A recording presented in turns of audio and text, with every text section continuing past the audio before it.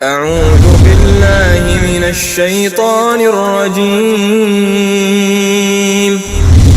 بسم الله الرحمن الرحيم. شهر رمضان الذي أنزل فيه القرآن هدى للناس وبينات من الهدى والفرقان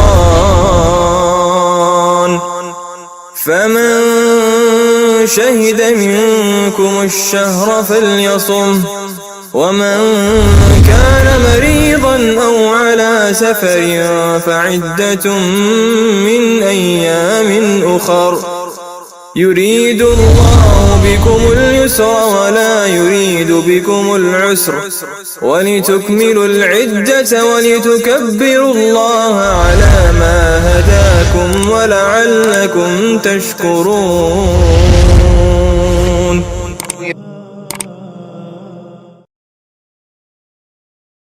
أعوذ بالله من الشيطان الرجيم. يا أيها الذين آمنوا لا تحرموا طيبات ما أحل الله لكم ولا تعتدوا إن الله لا يحب المعتدين وكلوا مما رزقكم الله حلالا طيبا واتقوا الله الذي أنتم به مؤمنون.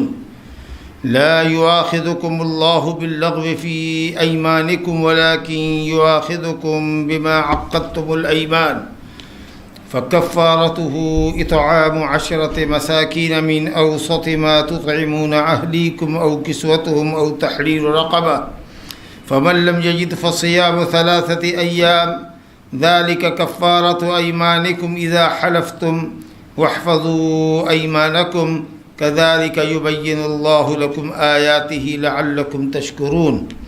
يا أيها الذين آمنوا إنما الخمر والميسر والأنصاب والأزلام رجس من عمل الشيطان فاجتنبوه لعلكم تفلحون. إنما يريد الشيطان أن يوقع بينكم العداوة والبغضاء في الخمر والميسر ويصدكم عن ذكر الله وعن الصلاة فهل أنتم منتهون. وأطيعوا الله وأطيعوا الرسول واحذروا فإن توليتم فاعلموا أنما على رسولنا البلاغ المبين. سورہ مائدہ کی 87 92 87 to 92 آیت آپ کے سامنے پڑھی گئی ہے، جس میں اللہ رب العالمین نے ایمان والوں سے خطاب کیا ہے لا تحرموا طیبات ما احل اللہ لکم، ان پاکیزہ چیزوں کو حرام مت کرو جنہیں اللہ نے تمہارے لیے حلال کیا ہے۔ اگر مناسبت پیدا کرنا چاہیں اس آیت کا اس سے پہلے کی آیت سے، تو اللہ رب العالمین نے گزشتہ آیات میں آیت نمبر 82 میں یہود و نصارہ اور مشرکین کی ایمان والوں سے عداوت کا ذکر کرتے ہوئے فرمایا ہے لَتَجِدَنَّ أَشَدَّ النَّاسِ عَدَاوَةً لِلَّذِينَ آمَنُوا الْيَهُودَ، یعنی ایمان والوں کے لیے سب سے بڑے دشمن یہود ہیں، ایمان والوں کے لیے سب سے بڑے دشمن، سب سے کٹر دشمن اسلام والوں کے، اہل اسلام کے، اہل ایمان کے یہود ہیں اور مشرکین ہیں، اور ان لوگوں کے مقابلے میں سب سے زیادہ مودت اور دوستی کے اعتبار سے قریب وہ لوگ ہیں جو اپنے کو نصارہ کہتے ہیں۔ نصارہ عیسیٰ علیہ السلام کے ماننے والے کو یہ لوگ اپنے کو مسیحی کہتے ہیں، ہم لوگ بھی کہتے ہیں مسیحی ہے یہ، حالانکہ مسیحی نہیں ہے۔ اگر مسیحی ہوتے تو مسیح علیہ السلام کے مطابق ہوتے، مسیح علیہ السلام کے طریقے پر ہوتے، تو مسیحی نہیں ہے، نصارہ ہے۔ انہوں نے کہا تھا من انصاری الی اللہ، کون ہے اللہ تعالیٰ کا مددگار؟ تو کہا نحن انصار اللہ، اسی سے نصارہ ہو گیا، مددگار۔ تو عیسیٰ علیہ السلام کے مددگار تھے وہ لوگ۔ تو یہ جتنی بھی قرآن اور حدیث میں جو عبارت آئی ہے کہیں پر بھی مسیحی کا لفظ نہیں آیا ہے، اہل کتاب کا آیا ہے یا نصارہ آیا ہے، اور سلف کی جتنی کتابوں میں دیکھیے گا سب میں نصارہ ہے. یہ جب سے استعمار کا غلبہ ہوا ہر طرف اور انگریزوں نے اپنی حکومت ہر جگہ قائم کی اور مسلمان ہو گئے ذلیل ان کے مقابلے میں، کیونکہ جو کمزور ہوتا ہے وہ طاقتور کے سامنے ذلیل ہوتا ہے، تو انہوں کو مسیحی کہنا شروع کیا. وہ اپنے کو مسیحی کہتے تھے تو مسیحی ہو گئے. اب جو کتاب بعد میں لکھی گئی تو اس میں مسیحی مسیحی مسیحی لکھا جاتا ہے. تو قرآن کی یہ تعبیر دیکھیے کہ قرآن نے کہیں بھی عیسیٰ مسیح کے ماننے والوں کو مسیحی نہیں کہا ہے، المسیحیین المسیحیون نہیں کہا ہے، انا نصارہ نصارہ کہا ہے کہ جو لوگ اپنے کو کہتے ہیں کہ ہم نصارہ ہیں یا اہل کتاب سے پکارا ہے. تو بہرحال یہود اور مشرکین کے مقابلے میں قدرے بہتر ہے ایمان والوں کے حق میں کون؟ وہ جو اپنے آپ کو نصارہ کہتے ہیں. اور وہ اس وجہ سے کہ ان میں قسیسین ہیں، بڑے علماء ہیں اور رہبان ہیں تاریخ دنیا، سمجھا، اور ان کے اندر تواضع ہوتا ہے، استکبار نہیں ہوتا ہے. قرآن کی جب وہ آیت انہوں نے سنی تو ان کی آنکھوں سے آنسو رواں ہو گئے، سمجھا. حبشہ کے بادشاہ نجاشی کو دیکھیے جی، وہ اور اس کے جو تھے لوگ وہ سب بڑے متاثر ہوئے، اور مکہ کے جو لوگ گئے تھے وفد میں نمائندے کہ بھگوڑے مسلمانوں کو ہمارے حوالے کیا جائے، سمجھا کہ نہیں، تو ان کو دھتکار دیا اور مسلمانوں کی عزت آبرو کے ساتھ وہاں پر رکھا حبشہ میں. اب وہ خود بھی مسلمان ہوئے، سمجھا کہ نہیں، نبی صلی اللہ علیہ وسلم کی رویت اور دیدار تو نصیب نہیں ہے، اگرچہ ان کے زمانے میں مسلمان ہوئے لیکن صحابہ سے ملاقات ہے، اس لیے ان کو تابعی کہا جاتا ہے. اور پھر جب ان کی موت کی خبر حضرت جبریل امین نے دی تو آپ نے کہا صلو علی صاحبکم صلو علی اخیکم صلو علی صاحبکم صلو علی اخیکم، چلو اپنے بھائی پر نماز پڑھو. تو آپ نے ان کا جنازہ پڑھا. اسی طریقے سے عبداللہ بن سلام اور کئی دوسرے جو تھے، اور اس کے علاوہ بھی کئی دوسرے اور بڑے نصارہ لوگ تھے نبی صلی اللہ علیہ وسلم کے زمانے میں اور بعد کے زمانے میں مسلمان ہوئے. اور آج بھی یہود اور مشرکین کے مقابلے میں کرسچنس جو ہیں وہ زیادہ اسلام کی طرف آ رہے ہیں یا اسلام کا ادھین کر رہے ہیں یہود اور مشرکین کے مقابلے میں، الحمدللہ.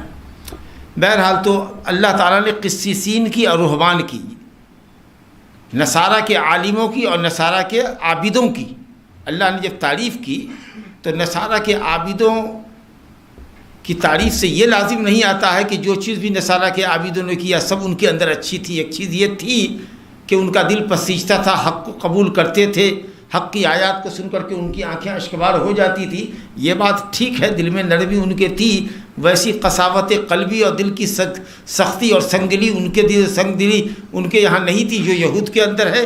مسلمانوں کے لیے جتنے سنگ دل وہ ہے، جتنے مشرکین ہیں مسلمانوں کے لیے سنگ دل، اتنے سنگ دل وہ نہیں. لیکن اس کا یہ مطلب نہیں کہ وہ جو چیز کرے سب ہمارے لیے درست ہے یا وہ ہمارے لیے آئیڈیل ہے. اب یہ جو تھے نصارہ کے عابد و زاہد، جن کو رہبان کہتے ہیں، راہب کہتے ہیں، پادری کہتے ہیں جی، اور وہ لوگ کہتے ہیں اپنے کو فادر کہتا ہے، سمجھا کہ نہیں. تو اب ان لوگوں نے کیا کیا کہ صاحب بہت ساری بدعتیں اپنی ایجاد کی. ان میں سے ایک چیز رہبانیت تھی، ایک چیز رہبانیت تھی، ترک دنیا یا ترک زوجہ، بیوی کو چھوڑنا، شادی نہ کرنا. انہوں نے شادی نہیں کی. اسی طریقے سے وہ بہت سی حلال نعمتوں کو چھوڑ دیا انہوں نے، یعنی پاکیزہ اور حلال چیزوں کو چھوڑنے میں انہوں نے غلو کیا. گوشت نہیں کھائیں گے، اچھے کپڑے نہیں پہنیں گے، سمجھا کہ نہیں، ہاں اچھے مکان میں نہیں رہیں گے. اس طریقے سے جو چیزیں حلال اور پاکیزہ تھی اس سے بھی انہوں نے کنارہ کشی کیا. زہد تو ہمارے یہاں بھی مطلوب ہے، لیکن ہمارے یہاں زہد کا کنسپٹ یہ ہے کہ آدمی دنیا کے اندر ضرورت سے زیادہ حریص نہ ہو. باقی جو چیز مالا بدہ منہو ہے، آدمی کو اگر اللہ نے اچھا کھانا نصیب کیا ہے تو کھائے، اچھا پہننا نصیب کیا وہ پہنے، اچھے مکان میں رہ سکتا ہے، سمجھا. لیکن زائد ضرورت یا خلاف شریعت یا شریعت کو پس پش ڈال کر کے دنیا کی محبت اگر دل میں آئے تو یہ چیز اچھی نہیں ہے. گویا کہ زہد ہمارے یہاں یہ ہے کہ ہر وہ چیز جو آخرت کے لیے ہمارے نفع بخش نہیں ہے ہم اس کو چھوڑیں. یہ ہے زہد کا کنسپٹ. یہ ہے، یہ نہیں کہ 10 پیوند آپ لگا کر کے چل رہے ہیں، اچھے حیثیت والے بھی ہیں، اچھا کپڑا پہن سکتے ہیں، اچھا کھا سکتے ہیں تو سوکھی روٹی چبا رہے ہیں، سمجھا کہ تواضع دکھانے کے لیے. الحمدللہ ایسا کوئی اسلام ہمارے یہاں نہیں ہے، سمجھا. تو بہرحال ہو سکتا ہے کہ بعض مسلمانوں نے یہ سوچا ہوگا کہ جب اللہ رب العالمین نے قسیسین کی اور رہبان کی نصارہ کے عالموں کی اور زاہدوں کی تعریف کی ہے تو وہ لوگ گوشت نہیں کھاتے ہیں، وہ لوگ اچھے کپڑے نہیں پہنتے ہیں، وہ لوگ شادیاں نہیں کرتے ہیں، عورتوں کے پاس نہیں جاتے ہیں، تو کچھ صحابہ کے دل میں خیال آیا ہوگا کہ ہم بھی گوشت نہیں کھائیں گے، ہم بھی روغنی روٹی نہیں کھائیں گے، ہم بھی سوتی کپڑے نہیں پہنیں گے، موٹے چھوٹے اون کے، اس زمانے میں بال کے اون کے کپڑے پہنے جاتے تھے، سمجھا کہ نہیں، اس طرح کے کپڑے پہنیں گے۔ کسی نے یہ آرزو بھی کی ہوگی کہ وہ شادی نہیں کرے گا، بیوی ہے تو بیوی کو چھوڑ دے گا، اس طرح کے خیالات ممکن ہے کہ صحابہ کے دلوں میں پیدا ہوئے ہوں گے۔ تو انہی خیالات کو رد کرنے کے لیے اللہ تعالیٰ نے یہ آیت نازل فرمائی ہے کہ اے ایمان والو، اللہ نے جو چیزیں پاکیزہ حلال کی ہیں ان کو اپنے اوپر حرام نہ کرو۔ جیسے کہ حضرت انس بن مالک کی روایت بھی ہے نا صحیح بخاری اور مسلم میں کہ 3 لوگ نبی صلی اللہ علیہ وسلم کی ازواج مطہرات کے پاس گئے اور عبادت کا حال معلوم کیا، اور جب معلوم ہوا کہ نبی صلی اللہ علیہ وسلم رات میں سوتے بھی ہیں اور جاگتے بھی ہیں، عبادت پہ بھی کھڑے ہوتے ہیں، بیوی کے بستر پر بھی ہم بستری کرتے ہیں، دن میں روزے بھی نفلی رکھتے ہیں، افطار بھی کرتے ہیں، تو ان لوگوں نے نبی صلی اللہ علیہ وسلم کی عبادت کو کمتر سمجھا اور یہ کہا کہ اللہ نے ان کے اگلے پچھلے گناہ معاف کیے ہیں، اس لیے ان سے جو کم عبادت ہو رہی ہے تو وہ ان کے حق میں کافی ہے، لیکن ہم لوگ تو زیادہ گنہگار ہیں، اس لیے ہم لوگوں کے لیے کافی نہیں ہے۔ تو ایک نے عہد کیا کہ وہ رات بھر تہجد میں کھڑا رہے گا، کبھی نہیں سوئے گا، دوسرے نے عہد کیا کہ وہ ہمیشہ نفلی روزہ رکھے گا، کبھی افطار نہیں کرے گا، اور تیسرے نے کہا کہ وہ بیوی کے پاس ہی نہیں جائے گا، یا شادی ہی نہیں کرے گا، یا بیوی ہے تو اس کے قریب نہیں جائے گا۔ تو نبی صلی اللہ علیہ وسلم اسی اسنا میں آ گئے، اور جب آپ کو معلوم ہوا کہ لوگوں نے ایسی ایسی قسمیں کھائی ہے تو سخت ڈانٹ پلائی آپ نے ان کو، کہا تم اللہ کو ہم سے زیادہ جانتے ہو، تمہارے دل میں اللہ کا خوف اور اس کی خشیت ہم سے زیادہ ہے، یعنی نہیں، لیکن دیکھو مجھے، میں سب سے زیادہ اللہ سے ڈرنے والا، سب سے زیادہ اللہ کی حقیقت کو جاننے والا، تم سب سے زیادہ اللہ کی معرفت رکھنے والا، اور میں رات میں سوتا بھی ہوں، میری آنکھ کا بھی حق میں ادا کرتا ہوں، اور تہجد میں بھی کھڑا ہوتا ہوں، وہ بیوی کا بھی حق ادا کرتا ہوں، اور نفلی روزے بھی رکھتا ہوں، اور افطار بھی کرتا ہوں۔ اور اسی موقع پر آپ نے فرمایا، بڑا تاریخی جملہ ہے اور بڑا اہم جملہ ہے اسلام کا، کی ایک خاص بنیاد بتائی کہ من رغب عن سنتی فلیس منی، جو میری سنت سے اعراض کرے گا، منہ پھیرے گا، وہ میرا امتی نہیں ہے۔ تو اسی طرح کے حالات بنے ہوں گے، سمجھا نا، جن حالات کے اندر یہ آیت اتر رہی ہے، اور مومنوں سے یہ کہا جا رہا ہے کہ جو چیزیں اللہ نے پاکیزہ، لذیذ اور حلال اور لذیذ چیزیں ہیں، حلال بھی ہونی چاہیے اور لذیذ بھی ہونی چاہیے، بالکل سڑا ہوا ہے، سڑی ہوئی کوئی چیز ہے جی، یا اس کے اندر اس کو کھانے سے فوڈ پوائزننگ ہوگی، جو ہو جائے گی، ایسی چیزیں مت کھائیے، حرام ہے آپ کے لیے۔ تو حلال کا مطلب طیبات کا کہ پاکیزہ ہو، حلال ہو اور لذیذ بھی ہو، ہاں، تو ان چیزوں کو آپ کھائیے، اس کو اپنے اوپر حرام مت کیجیے۔ ما احل اللہ لکم، چاہے کھانے کی شکل میں ہو، پہننے کی شکل میں ہو، یا بیوی کی شکل میں ہو، جس کو بھی اللہ نے آپ کے لیے حلال کیا، وہ سب حلال پاکیزہ چیزوں سے آپ متمتع ہوئیے، فائدہ اٹھائیے۔ ولا تعتدوا، اور حد سے زیادہ تجاوز مت کیجیے۔ حد سے زیادہ تجاوز کرنے کا کیا مطلب؟ کہ جس چیز کو اللہ نے حلال کیا ہے اس کو حرام مت ٹھہرائیے، جس کو حرام کر دیا ہے اس کو حلال مت کیجیے، ورنہ حلال کو حرام اور حرام کو حلال کرنا یہ بہت بڑی جسارت ہوگی اللہ تعالیٰ کے اوپر، اور اپنے کو گویا کہ شریعت بنانے والا آپ سمجھ رہے ہیں کہ کسی چیز کو حلال کو حرام کر رہے ہیں، حرام کو حلال کر رہے ہیں۔ ولا تعتدوا، گویا حلت و حرمت میں شریعت نے جس چیز کو حلال و حرام کیا ہے اس کے اندر مداخلت کرنا گویا کہ یہ حد سے زیادہ تجاوز کرنا۔ ایک تو یہ چیز ہوئی، دوسرے حرام کو، حلال چیز کو اپنے اوپر حرام نہ کرو، پاکیزہ اور حلال چیز کو اپنے اوپر حرام نہ کرو۔ ہوتا کبھی کبھی کیا ہے کہ ہم لوگ غصے میں کبھی کبھی کسی چیز سے باز رہنے کے لیے قسم کھا لیتے ہیں اور اس کو اپنے اوپر حرام کر لیتے ہیں۔ کسی بات پر گھر پہ غصہ ہوا تو کہا کہ آج سے اگر مٹن میں نے کھایا اور گھر میں مٹن آیا بھی، اگر میں نے کھایا تو حرام کھایا، ایسا کہہ دیتے، سمجھا کہ نہیں؟ آج سے میں روٹی کھاؤں گا تو حرام کھاؤں گا، آج کہا کہ آج سے بیوی سے بات کروں گا تو حرام کروں گا، آج سے بیوی کے بستر پر جاؤں گا تو حرام کاری کروں گا۔ اب اس طریقے سے آپ نے جو چیزیں حلال تھی آپ کے لیے اس کو آپ نے حرام کر لیا، لیکن آپ کا منشا یہ نہیں ہے کہ ہم یہ حکم لگا رہے ہیں کہ یہ چیزیں حرام ہیں ایکچولی، بلکہ آپ کا مقصد یہ ہے کہ آپ ان چیزوں سے باز رہنا چاہتے ہیں، تو باز رہنے کے لیے آپ نے اس کو اپنے اوپر حرام کر لیا اور قسم لکھایا کہ قسم اللہ کی اگر آج سے میں کھاؤں گا تو حرام کھاؤں گا۔ اس کا یہ مطلب ہوا کہ آپ اس سے بعد رہنا چاہتے ہیں، لیکن اپنی بات کو موقت کرنے کے لیے قسم کھا رہے ہیں اس کو حرام کر رہے ہیں، تو آپ کے حرام کرنے سے وہ چیز حرام نہیں ہو جائے گی، بلکہ آپ کا یہ بولنا حرام ہے۔ کسی حلال چیز کو نہیں کھانا تھا، آپ یہی کہتے کہ میں آج سے نہیں کھاؤں گا، یا کہتے واللہ میں نہیں کھاؤں گا، ٹھیک ہے، لیکن یہ جو کہا کہ اللہ کی قسم میں اس کو آج سے اپنے لیے حرام کرتا ہوں، یہ جو آپ نے کہا حلال چیز کو حرام کیا، تو یہ بولنا بھی آپ کی طرف سے حرام ہے۔ وہ اس لیے کہ نبی کریم صلی اللہ علیہ وسلم نے بعض بیویوں کے کہنے پر جب شہد کو اپنے اوپر حرام کر لیا تو اللہ تعالیٰ کا عتاب نازل ہوا، یا ایھا النبی لم تحرم ما احل اللہ لک، اللہ نے جس چیز کو آپ کے لیے حلال کیا تھا آپ نے بعض بیویوں کے کہنے پر اس کو حرام کیوں کر لیا؟ یہ اللہ کا عتاب اترا، اور ظاہر ہے کہ عتاب کس چیز پہ اترے گا؟ سنگین جرم پر۔ تو یہ جو آپ نے حرام کر لیا یہ اپنے آپ میں حرام ہے، سمجھا؟ بہرحال اب اگر کوئی شخص اس طریقے سے اپنے اوپر کسی چیز کو حرام کر لیتا ہے تو اس کا معاملہ یہ ہے کہ وہ قسم کا کفارہ دے دے بھیا، اور پھر اس چیز کو استعمال کریں، جیسا کہ آگے اللہ تعالیٰ نے قسم کا کفارہ بھی بیان کیا، شاید اسی لیے کہ اگر تم غصے میں ایسی چیزوں کو جو اللہ نے حلال اور پاکیزہ کیا ہے اگر کسی وجہ سے اپنے اوپر حرام کر لیتے ہو تو اس کے لیے اللہ تعالیٰ سے توبہ کرو کہ تم نے ایک حلال چیز کو حرام کیا، اور دوسرے یہ ہے کہ قسم کا کفارہ دے کر پھر اس چیز کا استعمال شروع کرو۔ الحمدللہ، تو یہ سولوشن آ گیا اللہ تعالیٰ کی طرف سے۔ فرمایا گیا ہے ایمان والو، پاکیزہ چیزوں کو جنہیں اللہ نے تمہارے لیے حلال کیا حرام مت کرو، ولا تعتدوا، اور حد سے زیادہ تجاوز مت کرو، ان اللہ لا يحب المعتدین، اللہ تعالیٰ تجاوز حد کرنے والے کو پسند نہیں کرتا۔ ٹھیک اسی مضمون کو دوسرے انداز میں دوسری آیت میں ذکر کیا جا رہا ہے، یہ بھی اسی سے ریلیٹڈ ہے، کہا وَكُلُوا مِمَّا رَزَقَكُمُ اللَّهُ حَلَالًا طَيِّبًا، کھاؤ جو اللہ تعالیٰ نے تم کو روزی دی ہے حلال اور طیب کی شکل میں، حلال اور طیب کی شکل میں جو اللہ نے روزی دی ہے اس کو کھاؤ۔ پاکیزہ چیزوں کو کیوں حرام کرتے ہو؟ اسی مضمون کی تاکید ہو رہی ہے کہ جو چیز حلال ہے اور طیب ہے اس کو کھاؤ۔ حلال مانے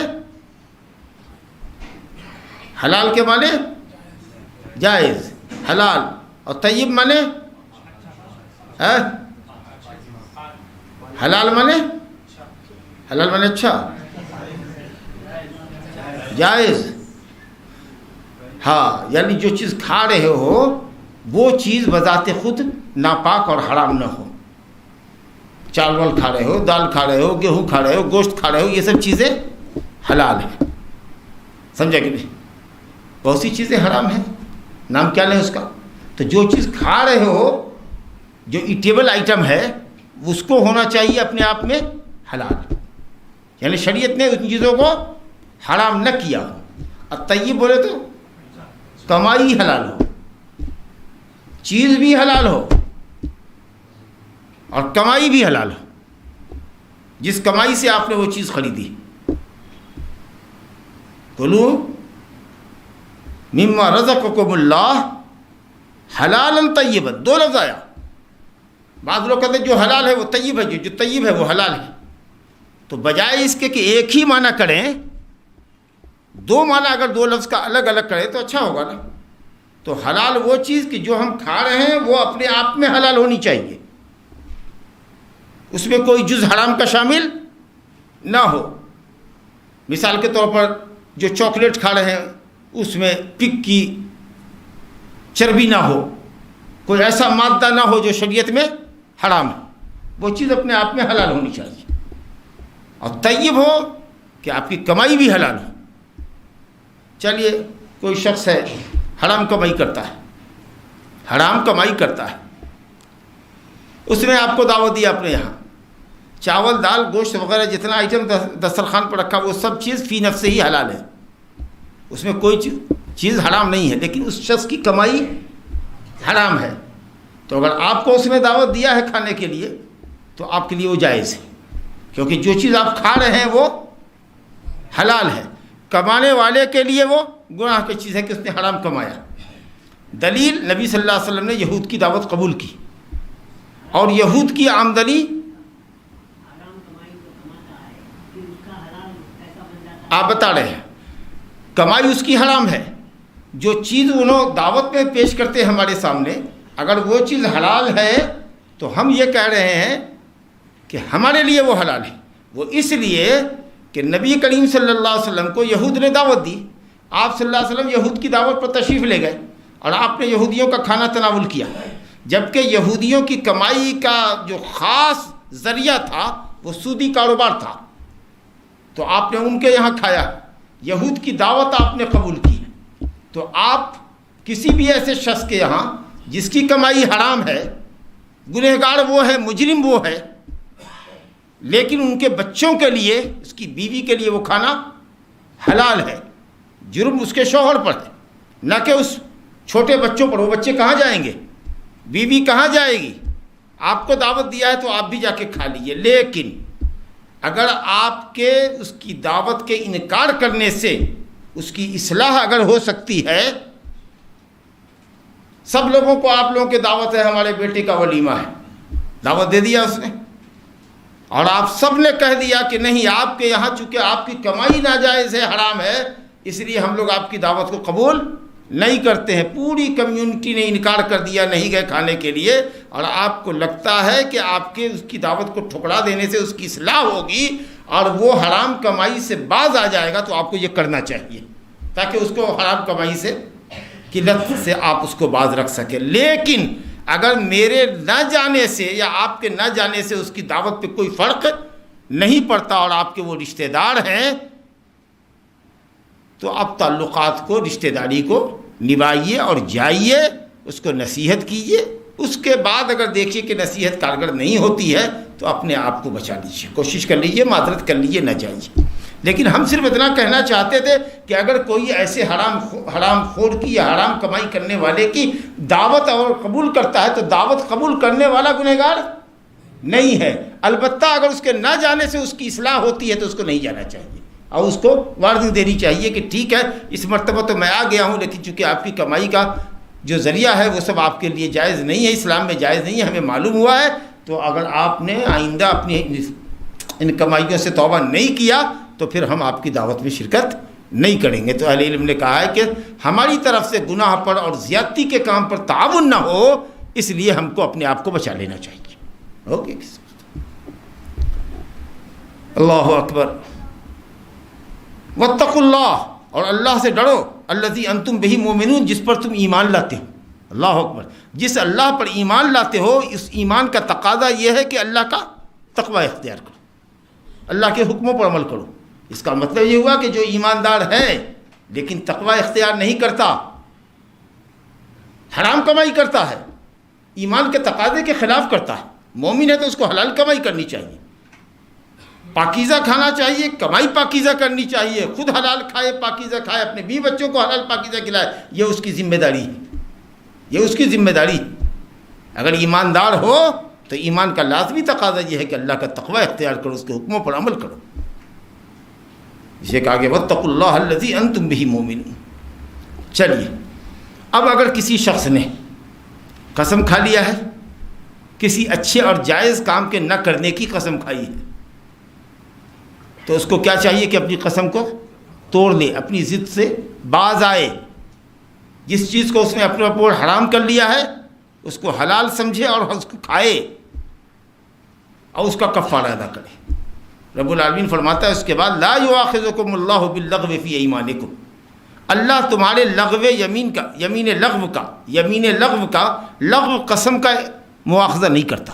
لغو قسم بولے تو وہ قسم جس کا آدمی غیر ارادی طور پر لفظ استعمال کرے، جیسے واللہ باللہ، عرب کہتے ہیں نا ہر لفظ میں واللہ ما ذهبت الیہ، واللہ ما جئت، واللہ ما فعلت، واللہ ما، ہر بات میں واللہ واللہ کرے گا. سمجھا کہ نہیں؟ ہاں، ہر بات میں واللہ.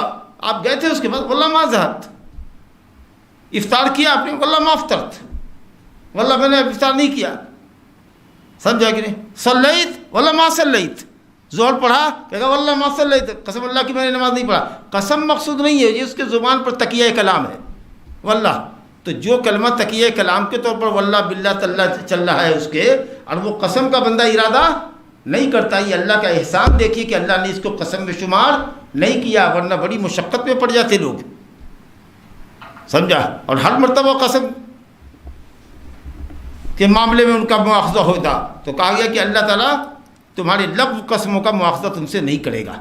کس قسم کا مواخذہ کرے گا؟ وَلَٰكِن يُؤَاخِذُكُم بِمَا عَقَّدتُّمُ الْأَيْمَانَ، جس قسم کی گرہ تم پختہ کرتے ہو، قسم کھاتے ہو اور پکی قسم کھاتے ہو، قسم کے ارادے سے قسم کھاتے ہو، تو اس قسم کا اللہ تعالیٰ مواخذہ کرتا ہے۔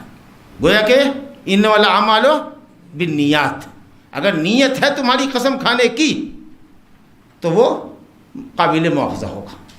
اب اسی سے آپ سمجھ لیجئے، کوئی آدمی، مثال کے طور پر دیتے ہیں، کوئی بھی آدمی اگر اپنی بیوی کو طلاق دیتا ہے لیکن طلاق دینے کی نیت اس کی نہیں ہے، تو بعض علماء نے تو یہ کہا کہ صریح لفظ طلاق میں نیت کا کوئی اعتبار نہیں ہے، آپ لفظ طلاق بول رہے ہیں تو طلاق پڑے گی۔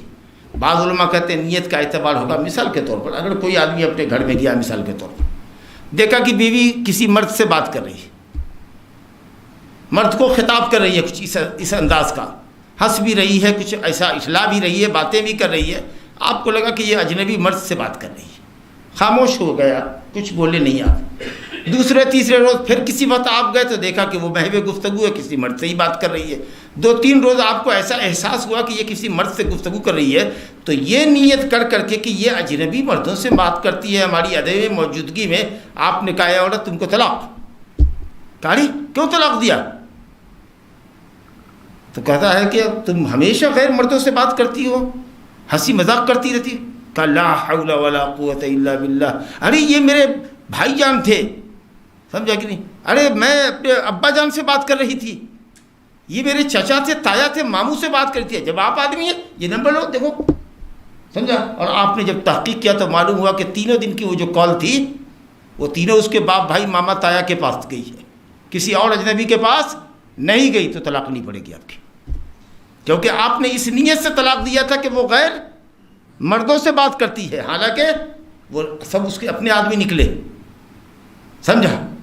تو صحیح قول یہ ہے کہ جس چیز کا دل سے ارادہ کرے آدمی اس پہ طلاق واقع ہوگی، چونکہ آپ کی نیت میں غلطی ہے، اس وجہ سے یہ طلاق واقع نہیں ہوگی، سمجھا کہ نہیں؟ فرمایا جا رہا ہے کہ وَلَٰكِن يُؤَاخِذُكُمْ، اللہ ان باتوں کا مواخذہ کرتا ہے جس کے اوپر تم قسم کی مضبوط گرہیں لگاتے ہو، یعنی بالکل عزم مصمم اور پکے ارادے کے ساتھ جو قسم کھاتے ہو وہ قسم تمہاری قابل گرفت ہوتی ہے۔ تو اب اس کا کفارہ کیا ہے؟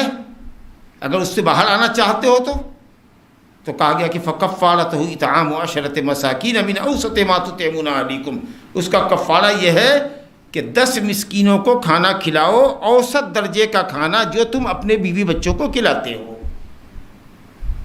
10 مسکین کو کھانا کھلانا، ایک وقت، 2 وقت، 3 وقت نہیں، ایک وقت اگر کھلا دیا، کھانا بنا دیجیے، دال چاول گوشت جو آپ کھاتے ہیں عام دنوں کے اندر، بہت اسپیشل ڈش نہیں بنانا ہے اور بہت ردی کھانا بھی نہیں کھلانا ہے، اوسط درجے کا کھانا جو عام دنوں میں آپ کے یہاں چلتا ہے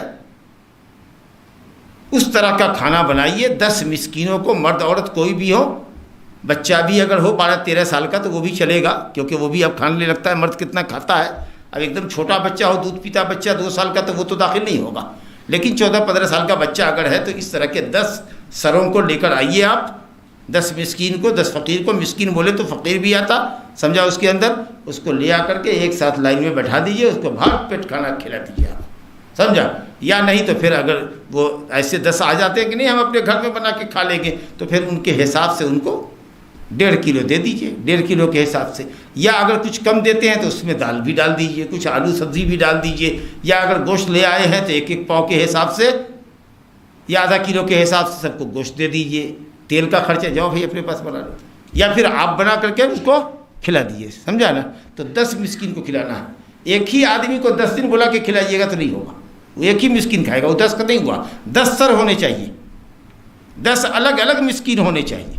اچھا، ایک گھر میں اگر مان لیجئے کہ باپ ہے اور اس کے ساتھ اس کے 5 بیٹے ہیں، 3 بیٹیاں ہیں، 1 بیوی ہے، اور سب کے سب غریباں اور فقیراں ہیں، تو آپ ٹھیک ہے ان کے پورے گھر والے جو 10 سر ہیں ان کے 10 کے کھانے آپ ان کو پکا کے دے دیجئے یا ان کے اخراجات دے دیجئے، ماشاءاللہ وہ 10 ہو گئے۔ ایک فیملی میں اگر 10 ممبر ہیں تو وہ 10 ہو گئے، لیکن اگر ایک کو کھلا رہے ہیں تو وہ ایک ہی ہوگا۔ 10 دن اسی کو دے رہے ہیں تو وہ ایک ہی کاؤنٹ ہوگا, وہ 10 کاؤنٹ نہیں ہوگا. تو 10 مسکین کو کھانا کھلانا ہے, اوسط درجے کا کھانا. او کسوتہم, یا اگر کھانا نہیں کھلانا چاہتے ہیں تو آپ 10 کو کپڑے دے دیجیے, وہ کپڑا جتنا نماز کے لیے مطلوب ہو. اب ہمارے یہاں ایک کرتا ایک لنگی ازار, یا ایک کرتا ایک پائجامہ, یا ایک پینٹ ایک شرٹ جو ہوتا ہے, عرب کے یہاں دیجیے گا تو کہے گا کہ وہ ایک پائجامہ دو نیچے, ایک لمبا سا کرتا دو, سوف جو ہوتا ہے اس کا, ایک تاکیہ دو, ٹوپی دو, ایک اس کے اوپر غترہ دو, ہے نا. تو ہر جگہ کا لباس اپنا اپنا الگ الگ ہے. ہمارے ہندوستان میں لباس 2 لباس کرتا پائجامہ چل جائے گا, کہیں اور کا کچھ لباس ہے, کہیں اور کا کچھ لباس ہے. تو ایسا لباس جو آدمی تن ڈھانکے, اوپر اور نیچے کا جو لباس ہو اس کا, جس میں نماز پڑھتا ہو, وہ کپڑا آپ کو دینا ہے. فرمایا او تحریر رقبہ, یا ایک گردن آزاد کرو, ایک غلام کو آزاد کرو. کدھر سے شروع ہوا؟ ایزیئر سے شروع ہوا, اور کہاں گیا اس آگے؟ جی ہارڈر پڑ گیا. بہت اچھا, ایزیئر سے شروع کیا, ہارڈر پڑ گیا. کہ 10 مسکین کو کھانا کھلانا آسان ہے جی, اس کے مقابلے میں 10 آدمی کو کپڑے پہنانا یہ زیادہ قیمتی ہوا.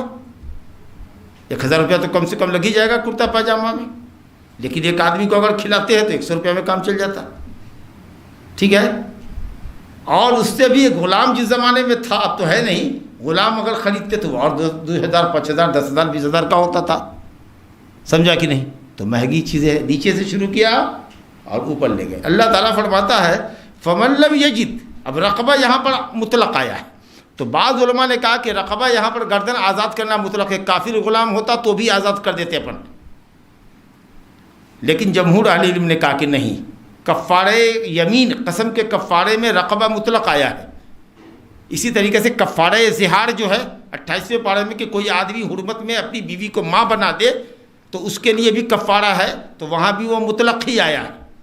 لیکن قتل کے کفارے میں اللہ تعالیٰ نے کہا ہے رقبۃ مومنہ, ایک کفارہ دینا ہے تم کو, مومن گردن آزاد کرنی ہے, مسلمان غلام کو آزاد کرنا ہے, چاہے غلام مرد ہو یا عورت.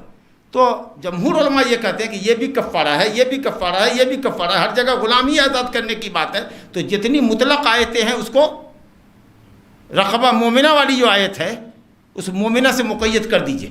کافر کو آزاد کر کے کیا فائدہ ہوگا؟ خود ایک آدمی نے, معاویہ بن حکم سلمی کی روایت میں آیا ہے مسلم میں, کہ ایک آدمی نے, شاید خود معاویہ ہیں, انہوں نے یہ کہا کہ صاحب میں لونڈی اپنی آزاد کرنا چاہتا ہوں جی. تو آپ نے کہا بلا کر لا اس کو. جب بلا کے لائے تو پوچھا کہ اے لونڈی اللہ کدھر ہے؟ کہا این اللہ کا فی السماء. کہا منانا, میں کون ہوں؟ کہا انت رسول اللہ. تو آپ نے کہا عاتقہ فإنہا مومنہ, آزاد کر دو یہ مومنہ ہے. تو شریعت مومن غلاموں کو اور مومن لونڈیوں کو آزاد کرنے کی ترغیب دیتا ہے.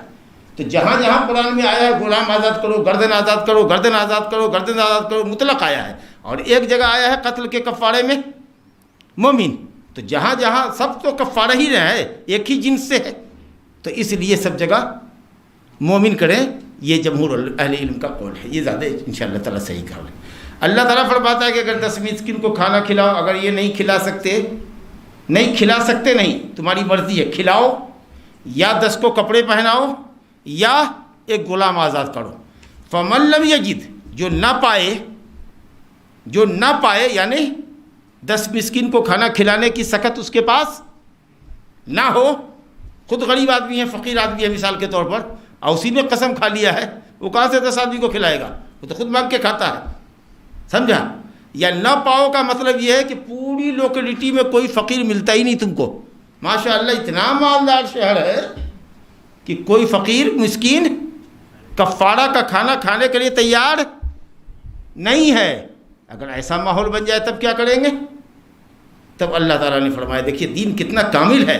ہو سکتا ہے کہ فقیر یہ قسم کھائے تو وہ 10 مسکین کو کہاں سے کھلاتا. ہو سکتا ہے کہ پورے شہر میں, پوری بستی میں جہاں آپ ہیں, جس لوکیلٹی میں ہیں, کوئی مسکین ملا ہی نہیں آپ کے لیے, کوئی ہے ہی نہیں مسکین. تب پھر کفارہ کیا ہوگا؟ اللہ نے کہا کہ 3 روزہ رکھنا ہوگا, 3 روزہ رکھنا ہوگا. اب بعض علماء اگر یہ کہیں, آج کل تو لوگ جانتے ہیں نا شریعت میں بھی دماغ گھساتے ہیں, تو گھسایا کچھ لوگوں نے کہ بھائی مالدار آدمی ہے سمجھا کہ نہیں؟ محمود صاحب ماشاءاللہ بہت مالدار آدمی ہیں، ان کے لیے 10 مسکین کو کھانا کھلانا کیا ہے؟ 1000 روپیہ نکال کر کے کھانا بنوا دیں گے 10 مسکین کو کھلانا. ان کو بولو روزہ رکھے. 3 روزہ رکھتے تو ان کا دماغ ٹھکانے آتا. مالداروں کو روزہ رکھواؤ تو دماغ ٹھکانے آتا. سمجھا کہ نہیں؟ ہاں، غریبہ کھانا کھلائیں یا وہ روزہ رکھیں. مالدار تو کہا کہ مالدار اور غریب کی قید اللہ نے نہیں لگائی. اللہ تعالیٰ کہہ رہا ہے کسی بھی قسم کھانے والے مومن مرد اور عورت کو کہ اگر قسم اپنی توڑ رہے ہو تو 10 مسکین کو کھانا کھلاؤ یا کپڑا پہناؤ یا غلام آزاد کرو. اس 3 میں تم کو اختیار ہے. اور اگر ان تینوں میں سے کسی پر قادر نہ ہو یا کوئی ملے ہی نہیں کھانا لینے والا اور کپڑا پہننے والا تمہارا، تو تم کو 3 روزے رکھنے ہیں. اب قرآن نے یہ نہیں کہا کہ لگاتار، تو آپ وہ 3 روزے آگے پیچھے بھی رکھ سکتے ہیں. اور حضرت عبداللہ بن مسعود کی قرأت ہے ثلاثۃ ایام متتابعات. ان کی جو قرأت ہے کہ 3 لگاتار ہوں. سمجھا؟ تو ان کی قرأت کی حیثیت گویا اس آیت کی تفسیر کی ہوگی. قرآن کی آیت تو نہیں کہلاوے گی، کیونکہ جو شاذ قرأت ہوتی ہے، کوئی ایک صحابی کی قرأت ہو وہ قرآن نہیں کہلائے گا، لیکن اس کی حیثیت تفسیر کی ہوتی ہے. تو اس اعتبار سے اگر یہ 3 روزے کنٹینیوسلی رکھ لیے جائیں تو یہ بہتر شکل ہوگی انشاءاللہ تعالی. ویسے جائز ہے کہ 3 روزے آپ آگے پیچھے بھی چھوڑ باڑ کر کے رکھ سکتے ہیں. بہرحال تو یہ قسم کا کفارہ ہوا. پھر سن لیجئے، 10 مسکین کو کھانا کھلانا ہے. 10 آدمی الگ الگ ہونا چاہیے، یا 10 کو کپڑے دینے ہیں. 2 کپڑے کم سے کم. اگر عورت کو اگر آپ کپڑا دے رہے ہیں تو اب آپ کو کرتا پیجامہ اس کے ساتھ دوپٹہ لگانا پڑے گا، ہے نا، اس کی جو اس کا کپڑا ہے. مرد کو جو دے رہے ہیں تو کم سے کم شرٹ پینٹ دیجئے یا کرتا پائجامہ دیجئے وغیرہ. یا غلام تو اب ہے نہیں. اگر اس کی طاقت نہ ہو یا آپ اس کو نہ پاتے ہوں، صلاحیت نہ ہو یا لینے والے نہ ملے آپ کو، تو آپ کو 3 روزہ رکھنا ہے. برابر لگاتار رکھنا ہے، افضل ہے. آگے پیچھے کر کے بھی رکھے، چھوڑ کر کے رکھے، گیپ کر کے رکھے تو کوئی حرج نہیں. اللہ تعالیٰ فرماتا ہے وَاحْفَظُوا أَيْمَانَكُمْ، اور اپنے قسم کی حفاظت کیا کرو. بات پر قسم کھانا در حقیقت اللہ تعالیٰ کی توہین ہے. لگتا ہے کہ اللہ تعالیٰ کو تم نے اتنا ہلکا سمجھ رکھا ہے کہ ہر بات میں قسم کھاتے ہو. سمجھا کہ نہیں؟ تو قسم کھاؤ ہی مت. اور جب انتہائی ضروری ہو معاملہ قسم کھاؤ. اور جب قسم کھاتے ہو تو قسم کی حفاظت کرو. کا مطلب کہ قسم کو توڑو مت. قسم کھائے ہو تو قسم کھا لو، رکے رہو اس پر. لیکن نہیں، اگر قسم توڑ دینے میں بھلائی نظر آتی ہے تو قسم کو توڑ دو. اب اس کے بعد قسم کی حفاظت کیسے ہوگی؟ کفارہ کے ساتھ. ماشاءاللہ 3 بات دیکھ لی. قسم تو کھاؤ ہی نہیں، اللہ کی عظمت، اس کے نام کی عظمت کا خیال رکھو. اگر قسم کھاتے ہو تو قسم کی حفاظت کرو، یعنی قسم نہ توڑو. لیکن اگر بھلائی توڑ لینے میں ہے تو پھر قسم کی حفاظت یوں کرو کہ قسم کا کفارہ دے دو. بغیر کفارے کے نہ رہو، کفارہ دے دو. نبی کریم صلی اللہ علیہ وسلم فرماتے تھے کہ واللہ لا احلف علی شیء، میں جب بھی کسی چیز پر قسم کھاتا ہوں فأرى غیرها خیرا منها، اور اس کے علاوہ میں بھلائی مجھے نظر آتی ہے تو میں اپنی قسم کو توڑ دیتا ہوں اور کفارہ ادا کر دیتا ہوں.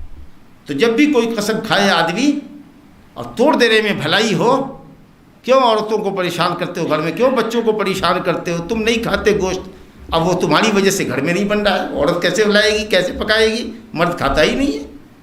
سمجھا کہ نہیں؟ تو آپ کو اپنے آپ کا جائزہ لینا چاہیے اور غصہ کو تھکنا چاہیے. قسم کا کفارہ، اچھا ٹھیک ہے میں آج گوشت لے آتا ہوں، آج بناؤ اور میں اس کو کھا لیتا ہوں اور اس کے بعد کفارہ ادا کر دوں گا، 10 مسکین کو کھانا کھلاؤں گا. ماشاء اللہ. تو آپ ایسا کریں کہ کفارہ دے دیا کریں. تو وَاحْفَظُوا أَيْمَانَكُمْ کا مطلب ہوا کہ قسم نہ کھاؤ، قسم کھاؤ تو قسم کی حفاظت کرو. اگر قسم کی حفاظت کرنے میں بھلائی ہے تو، نہیں اگر توڑ لینے میں بھلائی ہے تو توڑ لو اور کفارہ ادا کرو. اگر کوئی یہ کہے نعوذ باللہ ثم نعوذ باللہ، قسم کھائے کہ میں قسم کھاتا ہوں کہ میں شراب پیوں گا، سمجھا کہ نہیں، تو اس کے اوپر واجب ہے کہ وہ شراب نہ پیے، کیونکہ شراب حرام ہے. حرام کام کرنے کی قسم کھاتا ہے وہ، سمجھا. تو واجب ہے کہ وہ شراب نہ پیے. شراب پیے گا تو حرام پیے گا، ٹھیک ہے. اور اب اس کے بعد جب وہ نہیں پیتا ہے تو کیا کرنا ہوگا؟ کفارہ دینا ہوگا، کفارہ دینا ہوگا۔ بعض علماء نے کہا کہ نہیں صرف نہ پیو، چلو بھائی ایسے نہیں کرو کہ نہ پیو، گناہ کے کام کی قسم کھائی تھی تو مت کرو، لیکن صحیح قول یہ ہے کہ نہ کرو اور کفارہ بھی دینا پڑے گا آپ کو، تاکہ دوبارہ اس طرح کی قسم نہیں کھاؤ گے۔ جب جرمانہ لگے گا نا تو نہیں کھاؤ گے۔ اللہ تعالیٰ فرماتا ہے کذالک یبین اللہ لکم آیاتی، ایسی ہی اللہ تعالیٰ اپنی آیتوں کو، اپنے احکام کو، اپنے مسائل کو کھول کھول کر تمہارے سامنے بیان کرتا ہے، لعلکم تشکرون، تاکہ تم اللہ کے شکر گزار رہو گے۔ اتنا اچھا دین اللہ نے عطا فرمایا ہے کہ کوئی بھی چیز یہاں پر پردے میں نہیں ہے، یا کوئی بھی چیز گنجلک نہیں ہے، سمجھا کہ نہیں، یا کوئی بھی چیز غیر واضح نہیں ہے۔ اللہ تعالیٰ نے پوری بات کو ایک دم واضح طور پر صاف ستھرے انداز پر بیان کر دیا۔ اب دیکھیے جب اللہ نے کہا پاک چیزیں کھاؤ، اور اگر کبھی پاک چیز کے نہ کھانے کی قسم کھا لو تو کفارے کا ذکر کر دیا، تو اب اسی کے ساتھ ساتھ لگے ہیں اللہ تعالیٰ نے فرما دیا کہ خبردار کھاؤ حلال چیز، یعنی حرام سے پرہیز کرو۔ تو حرام کا ذکر کر دیا آگے اللہ تعالیٰ نے، اے ایمان والو انما الخمر، یقیناً خمر شراب، جس کو پی کر کے آدمی نشے میں آ جائے، اور جس کو پینے سے انسان کے اندر طرب آئے، امنگ آئے، لذت آئے، مستی آئے، اس کو کہتے ہیں شراب۔ چاہے وہ اب کسی بھی چیز کی بنی ہو، کھجور کی بنتی تھی اس زمانے میں، انگور کی بنتی تھی، آج تو دنیا بھر کی شراب ہے، اور بہت اس کے بنانے کے الگ الگ انداز اور طریقے ہیں، سمجھا کہ نہیں۔ تو فرمایا گیا کہ جو بھی چیز کہ نشہ لاتی ہو، نشہ آور ہو، اور آدمی مستی کے لیے اس کو پیتا ہو، جی کہ پی کر کے لگے کہ ہاں راجا ہو گیا ہے، وہ اپنے آپ میں جھوم رہا ہے، مست ہے، سمجھا کہ نہیں، وہ آپ کے لیے نشہ آور چیز حرام ہے، سمجھا، چاہے وہ کسی چیز کی بنی ہو، لیکوڈ کی شکل میں لیں کہ ٹیبلیٹ کی شکل میں لیں کہ سونگ کے نشہ لائیں یا انجیکشن کے ذریعے لیں، جس کو لینے کے بعد وہ مستی والی کیفیت بن جائے وہ چیز، اور عقل پہ پردہ پڑ جائے، سمجھا، یہ آپ کے لیے حرام ہے۔ انما الخمر، یہ خمر ہے، ما خمر العقل، ما ستر العقل، جو عقل کو ڈھانپ لے، اسی سے خمار آتا ہے۔ خمار دوپٹے کو کہتے ہیں جس سے لڑکیاں یا عورتیں اپنا سر ڈھانپتی ہیں۔ تو شراب کو عربی میں خمر کہا گیا کیونکہ اس کو پینے سے عقل آدمی کی ڈھک جاتی ہے، یا ڈھک جاتی ہے، چھپ جاتی ہے عقل اس کی، سمجھا۔ تو کہا خمر، اور والمیسر، جوا، جس میں آسانی سے مال حاصل ہو جائے۔ داؤ لگایا ہے پیسے کا، صرف کمانا نہیں ہے، داؤ لگایا ہے، جو غلبہ پائے گا وہ دونوں کا، جتنے لوگ اس میں شریک کریں گے سب کا حصہ لے گا، سب کا لے کے سمیٹ لے گا، نہیں دوسرا داؤ چلے گا، دوسرے نے بازی جیت لی، وہ سب کا حصہ سمیٹ کے اپنے پاس رکھ لے گا، سمجھا کہ نہیں۔ اور جوش ایسا بڑھتا ہے اس میں کہ ہارتا جاتا ہے، جیتنے والا جیتتا جاتا ہے، جیتنے والے کو لالچ ہوتی ہے کہ میں اور جیتتا جاؤں، اور ہارنے والا چاہتا ہے کہ میں اور داؤ کھیلوں، کوئی ایک داؤ تو میرا آئے گا تو میرا جتنا گیا ہوا ہے وہ آ جائے گا۔ تو اب نتیجہ یہ ہوا کہ دیکھ لیجئے وہ جواری صبح سے جوا پر بیٹھا ہوا ہے تو شام ہو گئی اس کی، نہ کھایا نہ پیا، اگر مسلمان ہے تو مردود نماز سے بھی گیا، اور پیسہ جو اس کا جا چکا ہے، سمجھا کہ نہیں۔ ہاں، تو اس لیے، اور آسانی سے پیسہ حاصل کرنے کا یہ طریقہ ہے جواریوں کا۔ والانصاب، اور اسی طریقے سے انصاب کہتے ہیں کوئی بھی چیز ایسی نصب کر دو جس کو لوگ اللہ کے علاوہ پوجتے تھے، یا کوئی پتھر رکھ دیا، استھان جس کو کہتے ہیں، جہاں پر جا کر کے غیر مسلمین اپنے مردوں کو ذبح کیا کرتے ہیں، یا قبروں کے اوپر کوئی جگہ ہو جہاں پر کوئی پتھر رکھا جائے، کوئی چبوترا بنا دیا جائے اور کہا جائے کہ یہاں پر بکرا اور مرغا ذبح کیجئے، تو وہی استھان کہلاتے ہیں جہاں پر غیر اللہ کے لیے جانور ذبح کیے جاتے ہیں۔ وہ والازلام، اور فال کی تیریں، فال نکالنے کے لیے تیریں ہوا کرتی تھی، ایک طرح کی، سمجھا۔ اس میں ایک میں لکھا ہوتا تھا افعل کرو، ایک میں لکھا ہوتا تھا لا تفعل مت کرو، اور ایک میں کچھ بھی نہیں ہوتا، لیکن سب ایک جیسی ہوتی، اور اس کو وہ جھولے میں ڈال دیتے اور ہلا دیتے، یوں ملا دیتے، اور کہتے آنکھ بند کر کے اس کو بند جھولے میں ہاتھ ڈالو، ایک تیر نکالو، تو اگر دیکھا اس میں لکھا ہوا افعل ڈو کرو تو کہا چلو کام ہمارا ہو گیا، سمجھا کہ نہیں، فال اچھا نکلا۔ اور اگر آیا کہ نہیں کرو، چاہے بیٹے کی شادی بھی کر دی کہ فلاں کے بیٹے کے یہاں سے رشتہ آیا ہے، فلاں کے یہاں بیٹی دینی ہے کہ نہیں دینی ہے، تو چلو اسی سے قسمت کا حال معلوم کرتے ہیں، فال لیتے ہیں لوگ، تو یہ فال لیتے تھے۔ ہاں، کہا گیا مت کرو تو نہیں کرتے، چاہے کتنی بھلائی کیوں نہ ہو، اتنے اندھ وشواسی تھے، سمجھا کہ نہیں۔ اور اس کے بعد اگر آیا پلین آ گئی تیر جس میں نہ کرو نہ کرو لکھا ہوا ہے تو پھر دوبارہ قسمت آزماتے ہیں، یہاں تک کہ کرو یا نہ کرو کی کوئی تیر ہاتھیں لگتی، سمجھا کہ نہیں؟ تو یہ پانسے کی تیریں اور فال نکالنے کی تیریں تھی۔ اللہ تعالیٰ فرماتا ہے کہ شراب، جوا، یہ پتھر یا بت یا وہ استھان، وہ جگہ خاص، وہ چبوترا خاص جس کے اوپر غیر اللہ کے لیے جانور ذبح کیا جاتا، والازلام اور فال کی تیریں، یہ سب رجسن، سب ناپاک ہے۔ ناپاک بولے تو حرام ہے، حرمت مراد ہے، کہ ناپاک بولنے سے ظاہری ناپاکی مراد ہے۔ وہ تیر اگر جسم کو لگ جاتی تو کیا ناپاک ہو جاتا؟ اس پتھر سے اگر بدن چھوا جائے تو ناپاک ہو جاتا۔ تو اسی سے معلوم یہ ہوا کہ شراب اگر بدن پہ گر جاتی تو کپڑا اور جسم ناپاک نہیں ہوتا۔ امام مالک رحمۃ اللہ علیہ کہتے تھے کہ وہ حصی ناپاکی ہے، جب اللہ نے کہا رجس ناپاک ہے تو ناپاک ہے۔ بدن پر اگر شراب گر جائے گی تو تم کو دھونا پڑے گا، کپڑا دھونا پڑے گا۔ جمہور نے کہا کہ نہیں، رجس سے مراد مانوی پلیدی ہے، جیسے اللہ تعالیٰ کا انما المشرکون نجس، مشرکین نجس ہے، تو نجس ہے اعتقاد کی وجہ سے۔ ایسا نہیں ہے کہ مشرک کے ہاتھ سے ہاتھ اگر لگاؤ، مسافہ کر لو اگر، تو آپ کا ہاتھ تم کو دھونا پڑے گا، ایسا کچھ نہیں ہے۔ اگر ایسا ہوتا تو اللہ تعالیٰ نے خمر کے ساتھ ساتھ جوئے کو بھی اور بت کو بھی، پتھر کو بھی اور پانسے کی تیر کو، سب کو اللہ نے کہا ہے ناپاک۔ تو کہو کہ سب چھونے سے جسم ناپاک ہوگا۔ اگر سب چھونے سے جسم ناپاک نہیں ہوتا ہے تو شراب کی بوندیں گر جانے سے بدن پر اور جسم پر، کپڑے پر، وہ کیوں ناپاک ہوگی؟ ٹھیک ہے، انشاءاللہ یہ قول زیادہ صحیح ہے۔ پھر آگے اللہ تعالیٰ خود ناپاکی کی وجہ آگے بتا رہا ہے کہ رجس من عمل الشیطان، یہ شیطانی عمل ہے۔ ناپاکی کا مطلب یہ کہ یہ شیطانی عمل ہے، اس کے اندر یہ پلیدی جو ہے نا، یہ مانوی پلیدی ہے، ظاہری پلیدی نہیں ہے، وہ پیشاب پخانے جیسا نہیں ہے۔ من عمل الشیطان فاجتنبوہ، اللہ تعالیٰ کہتا ہے کہ اس سے اجتناب کرو، دور بھاگو، دور بھاگو۔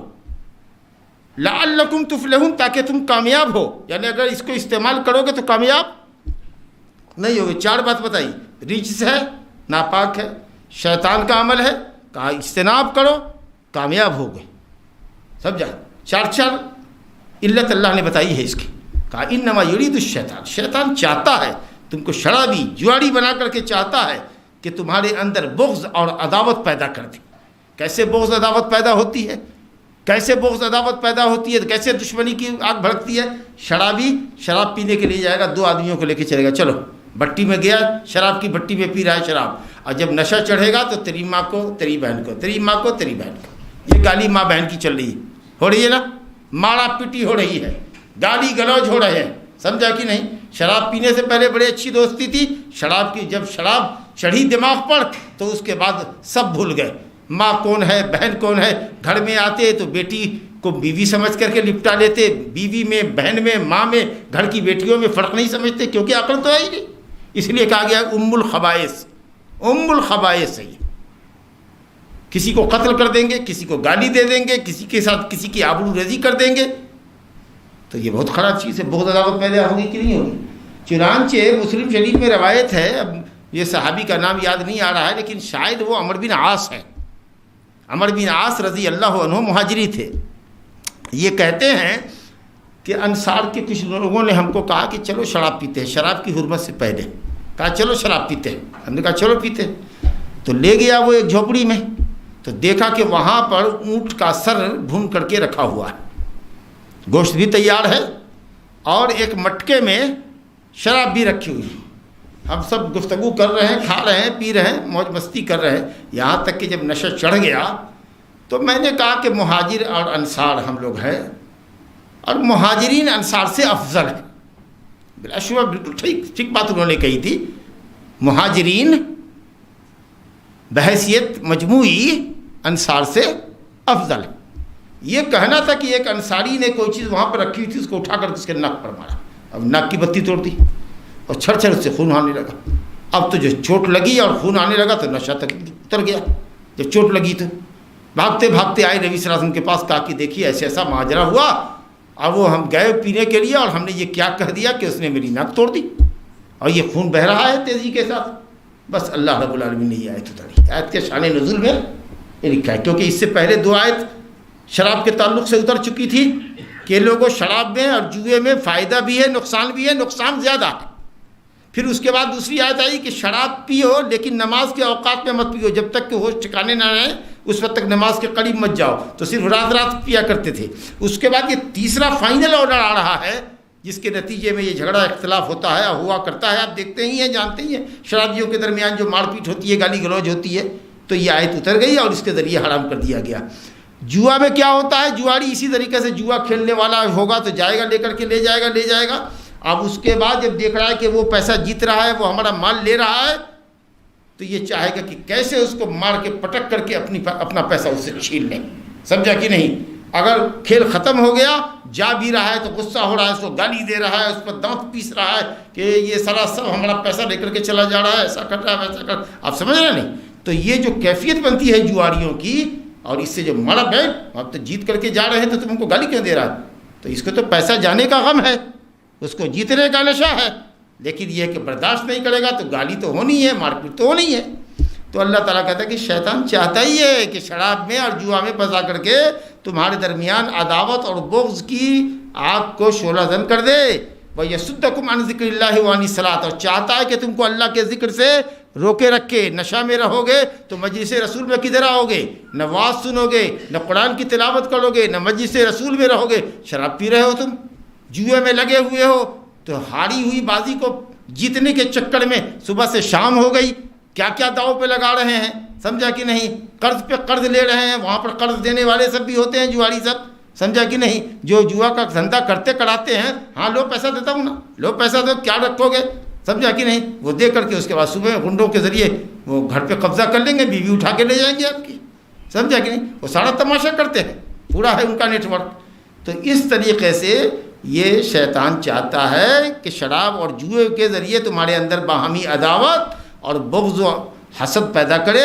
اور تم کو اللہ کے ذکر سے اور نماز سے روکے۔ فَهَلْ أَنْتُمْ مُنْتَهُونَ، تو کیا تم اس سے رکتے ہو، کیا تم اس سے رکتے ہو؟ تو صحابہ کو جب اللہ تعالیٰ نے یہ کہا، ایمانی غیرت کو جب اللہ نے للکارا کہ کیا اتنی خراب چیزوں سے بھی رکتے ہو، تو صحابہ نے کہا انتہینا یا رب، انتہینا یا رب، رک گئے۔ اور رکنے کے بعد ایک دم شراب کے مٹکے توڑ دیے گئے اور مدینے کی گلیوں میں شراب بہا دی گئی۔ یہ بھی ایک بات کی دلیل ہے کہ شراب اگر ناپاک ہوتی تو ناپاک چیزوں کو سڑکوں پر بہانے سے شریعت نے منع کیا ہے۔ ناپاک چیزوں کو، تکلیف دہ چیزوں کو سڑک سے صاف کرنے کا حکم ہے۔ مدینے کی سڑکوں پہ بہا دیا گیا، گلیوں پر بہا دیا گیا، اس سے بھی علماء نے دلیل پکڑا ہے کہ وہ ناپاک چیز نہیں ہے، بلکہ جس مٹکے میں ہے اس کو دھو کر کے آپ اس کا استعمال کیجیے، سمجھے۔ بہرحال صحابہ کرام رک گئے۔ اللہ تعالیٰ فرماتا ہے وَأَطِیعُوا اللَّهَ وَأَطِیعُوا الرَّسُولَ، بھائی اللہ کی اطاعت کرو، رسول کی اطاعت کرو، اللہ اور اس کے رسول کا کہا مانو، وَاحْذَرُوا، اور اللہ اور اس کے رسول کی مخالفت سے بچو۔ اگر تم نے ایسا نہیں کیا تو تم یہ جان لو کہ ہمارے رسول کے اوپر صرف دین حق کو کھلم کھلا پہنچا دینا ہے، اس سے زیادہ رسول کی ذمہ داری نہیں ہے، ہمارے ذمہ حساب لینا۔ اب اگر تم نے اللہ اور اس کے رسول کی نافرمانی کی اور دین تم تک پہنچ گیا ہے اور تم نے اس کی مخالفت کی تو اپنے انجام کو بھگتنے کے لیے تم تیار رہو۔ وباللہ التوفیق، وصلی اللہ علی نبینا محمد وآلہ وسلم۔ لا الہ